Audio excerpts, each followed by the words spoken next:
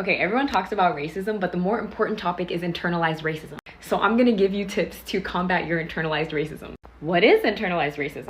So it's basically a phenomenon in which individuals of a marginalized racial or ethnic group adopt the oppressive and discriminatory beliefs of the society they live in. So basically you're internalizing this negative stereotypes they have about you. And there's actually a thing called the internalized racism scale. And your score is based on questions like, do you prefer your hair straightened or do you prefer your natural hair? What color or skin tone do you prefer in your partner? So all of those preferences y'all have and have been defending on the internet, don't argue with me, argue with the facts. That makes you score higher on the internalized racism scale. And I'm gonna keep it so a buck with y'all. Throughout my childhood, especially because I grew up in a predominantly white community throughout like the ages of like 13 through 15, I harbored so much internalized racism. And I won't lie to you guys, I had a lot of internalized racism in my preteen era because I grew up around a lot of white people in that specific time. And I actually thought like Black people were lazy and they victimized themselves.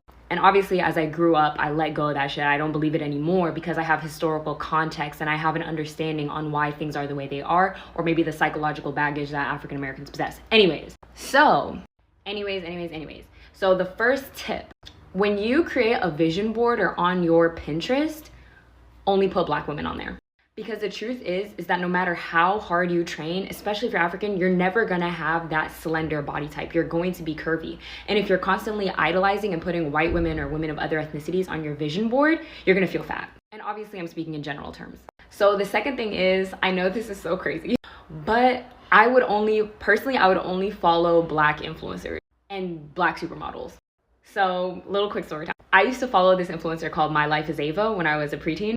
And this is no shade at her, but she wasn't the blackest Black person. And she's half white and half Black. She's built very thin, very slender, very skinny.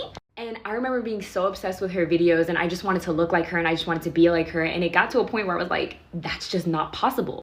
Other influencers like that are Black but still promote white imagery in terms of like culture and look. I might get so canceled for this, but y'all know it's the truth. Y'all know it's the truth deep in your heart. All I'm saying is follow people who are authentically Black, that promote Black culture and who promote Black imagery and who stand for Black history, okay? Don't spend your time on these whitewashed Black influencers, okay? Don't do it.